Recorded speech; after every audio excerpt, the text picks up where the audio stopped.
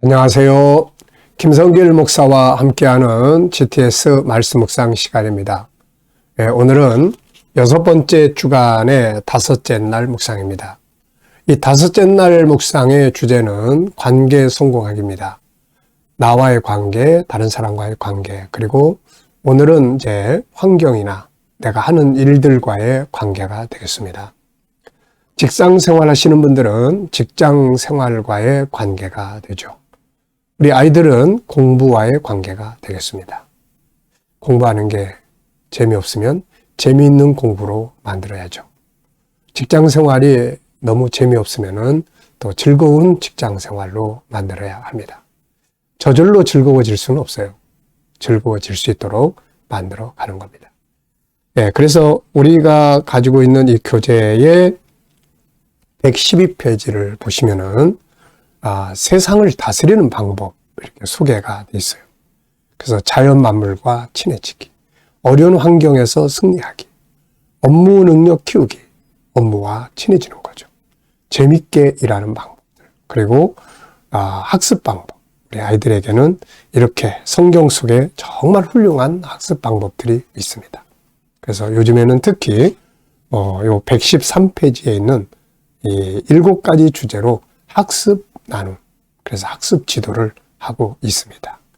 아주 좋은 프로그램이니까 잘 사용을 해보시면은 이왕이면 좀 더 재밌고 즐거운 삶을 우리가 살아야 되는 거죠. 오늘 우리에게 주어진 환경이 어떻든 간에 그 환경 속에 있는 좋은 장점들을 찾아서 장점과 친해지면 협력하여 유익하게 되죠. 즐거운 삶을 만들어 보시기 바랍니다. 자, 오늘은 이제 이 비둘기 한 마리, 성령의 임재, 그리고 성경책에 있는 그림이 있습니다.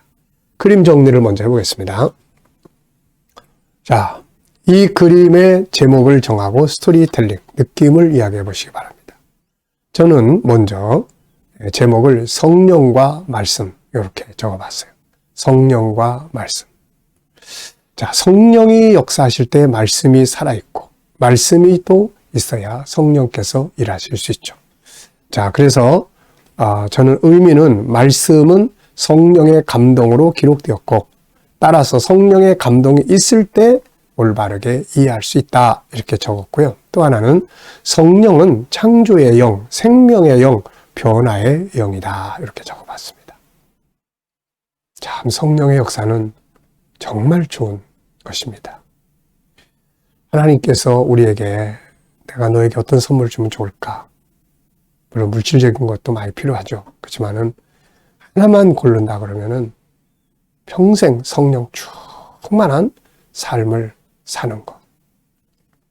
결국 이게 엄청난 역사를 만들어요.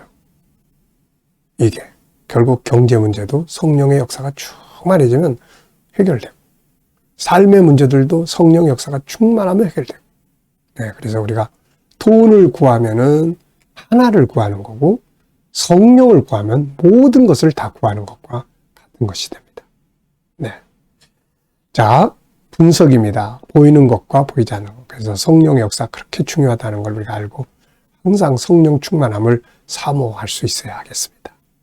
자, 눈에 보이는 것은 우선 비둘기로 표시되고 있는 성령, 그리고 성경책, 빛이 쫙 비춰지고요. 성령의 임재가 성경을 비춰줘야 성경 말씀을 이해하고 내 속에 들어올 수 있어요. 자, 그 다음에 보이지 않는 부분은 성령 하나님의 사역. 성령의 사역이 있죠. 성경의 내용이 있습니다. 창세기부터 요한계시록까지 내용. 그리고 이 안에 예수 그리스도의 역사, 천국이 들어있고 아버지가 계시고 우리의 행복과 성공의 비결이 이 성경 속에 몽땅 다 들어있는 거죠. 세 번째입니다. 그림을 볼 때 가장 중요한 것은 무엇인가요? 그림을 볼 때 가장 중요한 것은 바로 말씀과 성령의 역사가 되겠습니다. 자, 연상법 훈련하기입니다. 이 그림을 보시면서 딱 떠오르는 것은 무엇인가요? 자, 우선은 저는 마태복음 3장에 예수님이 세례요한에게 세례받고 올라오실 때 성령이 비둘기처럼 쫙 임하는 장면이 떠오르고요. 요한복음 14장 16장에서 예수님께서 마지막 만찬 자리에서 내가 가면 보혜사, 진리의 성령이 너희에게 오셔서 진리 가운데로 너희를 인도해 주실 것이다 라는 말씀.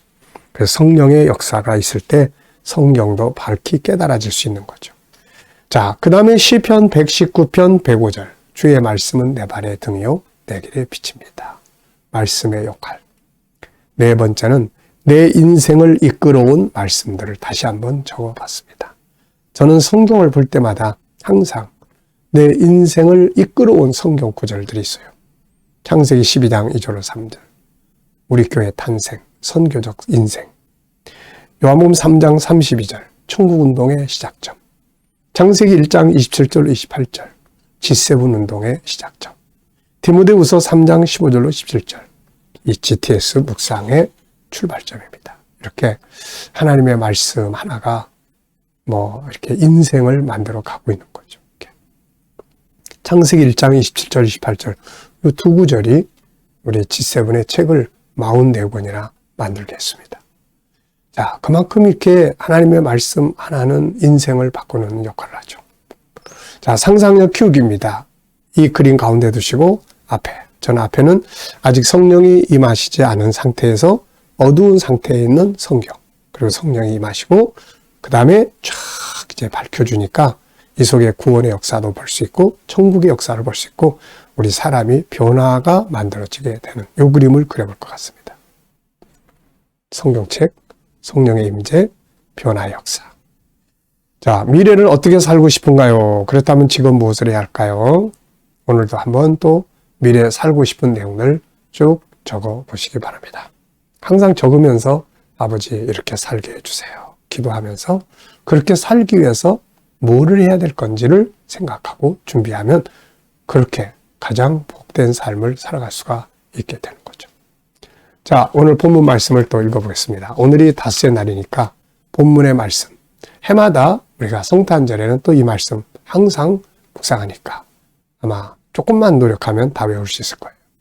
구조는 242. 읽어보겠습니다. 예수 그리스도의 나심은 이러하니라.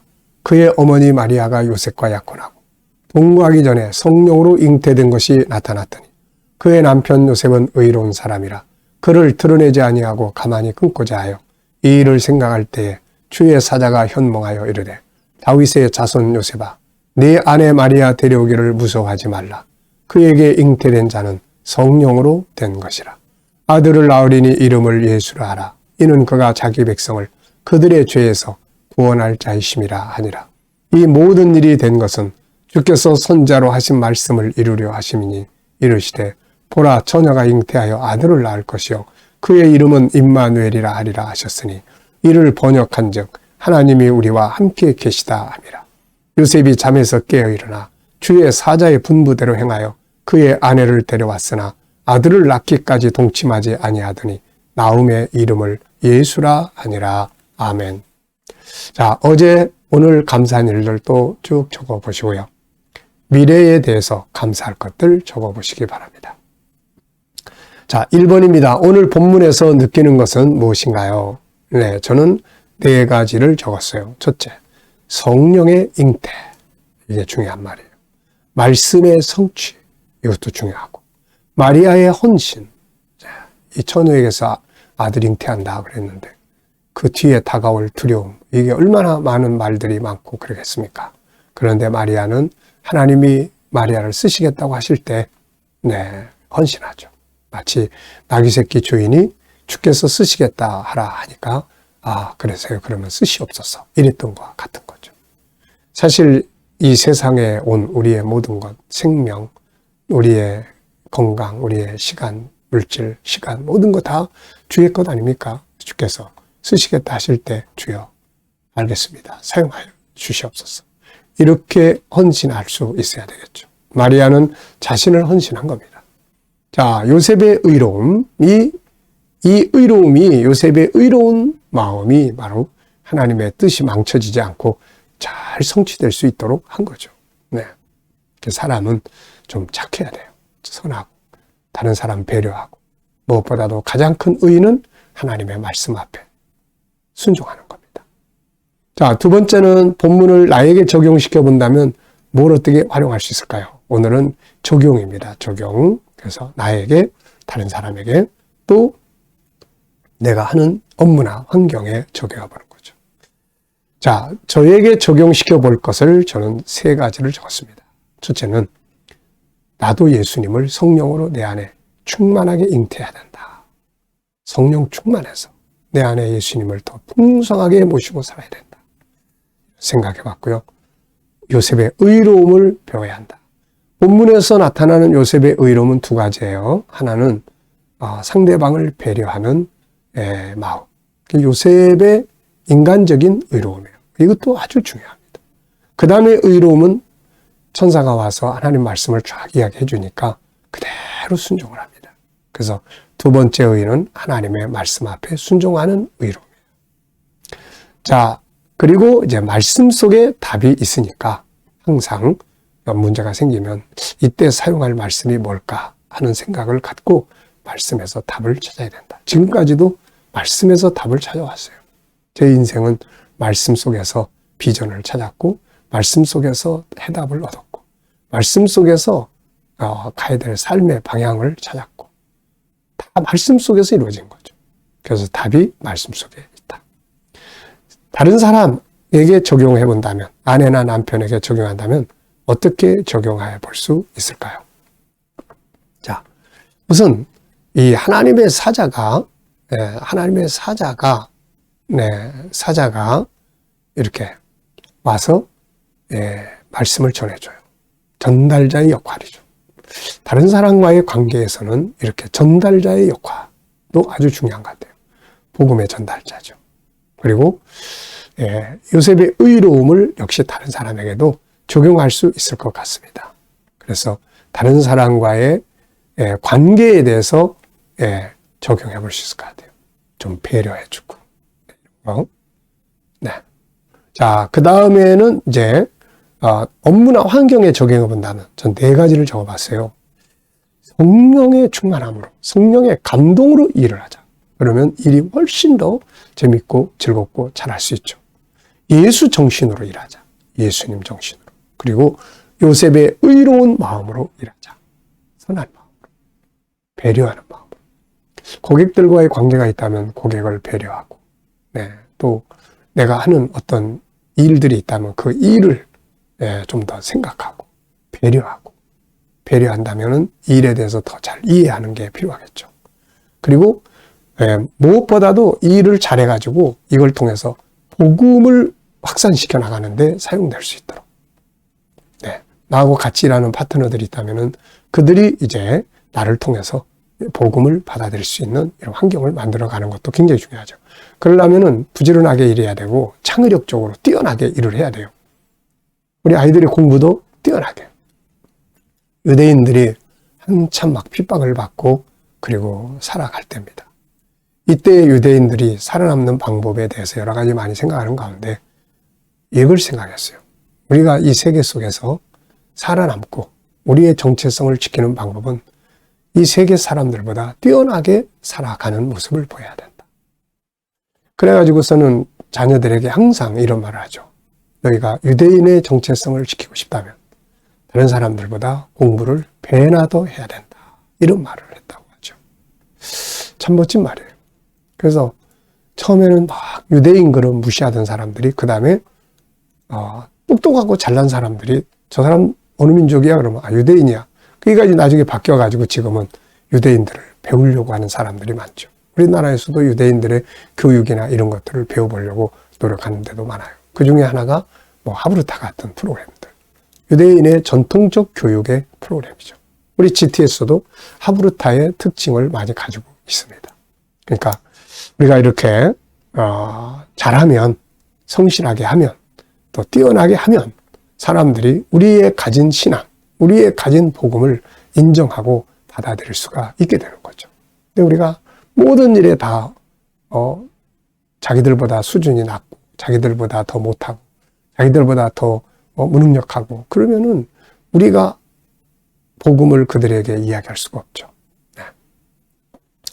자, 그래서 업무나 환경에는 바로 이렇게 좀 생각을 해보고 적용을 해보고. 네.